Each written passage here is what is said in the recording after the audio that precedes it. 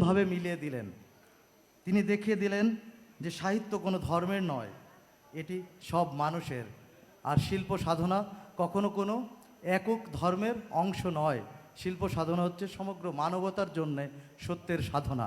আর সত্যের সাধনা কারো একক অংশীদার হতে পারে না। কাজী নজরুল ইসলামের অনন্য অবদান হচ্ছে এই জায়গায়।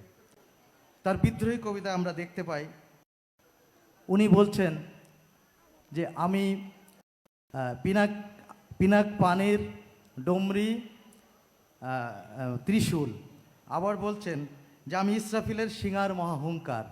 এই যে মহাদেব শিব পিনাকি তাকে নিয়ে আসলেন, তারপরেই সে আবার আমাদের ইসলামের যে ফেরেশতা ইসরাফিলের উপমা দিলেন। এইখানেই কবি কাজী নজরুল ইসলামের এক অসাধারণ অবদান বাংলা সাহিত্যে। তার সাম্যবাদী কবিতার এখানে যে একটা লাইন দেওয়া আছে, গাহি সাম্যের গান, মানুষের চেয়ে বড় কিছু নয়, নহে কিছু মহিয়ান। তিনি সমগ্র মানবতার গান গেলেন।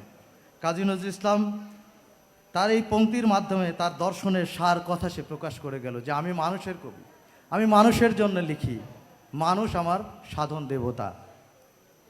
না হিন্দু, না মুসলিম, না বৌদ্ধ, না খ্রিস্টান, মানুষের সবচেয়ে পরিচয় হলো আমি মানুষ। কাজী নজরুল ইসলাম এই ঘোষণা দিলেন। তিনি গজল লিখলেন, তিনি শ্যামা সঙ্গীত লিখলেন, সমস্ত কিছু নানাভাবে বাংলা সাহিত্যকে সমৃদ্ধ করে গেলেন।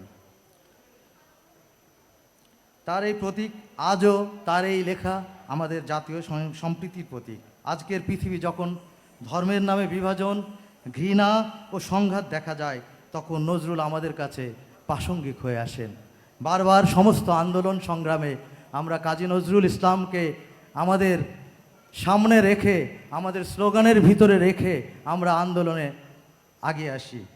পরিশেষে বলতে চাই, কাজী নজরুল ইসলাম কেবল বিদ্রোহের কবি নন, তিনি বাংলা ভাষার অন্যতম শ্রেষ্ঠ সমন্বয়বাদী কবি। যেহেতু বিভিন্ন ধর্ম, বিভিন্ন সংস্কৃতির যে সমন্বয়, তিনি প্রমাণ করেছেন সাহিত্য তখনই মহৎ হয় যখন তা মানুষের হৃদয়কে একত্রিত করে। আসুন আমরা নজরুলের এই অসাম্প্রদায়িক চেতনাকে আজকে ফেনীর সমস্ত মানুষের কাছে আমার দাবি যে আমরা আজকে কবি কাজী নজরুল ইসলামের 100 বছরের এই ফেনী আগমন উপলক্ষে এই পুণ্যভূমির সমস্ত মানুষ তার অসাম্প্রদায়িক চেতনাকে ধারণ করি এবং আগামী দিন আমাদের কাজী নজরুল ইসলামকে শুধু লালন পালনের মধ্যে নয়, আমাদের হৃদয়ের ভিতরে ধারণ করে তার চেতনাকে বাস্তবায়ন করি। সকলকে ধন্যবাদ, ভালো থাকবেন।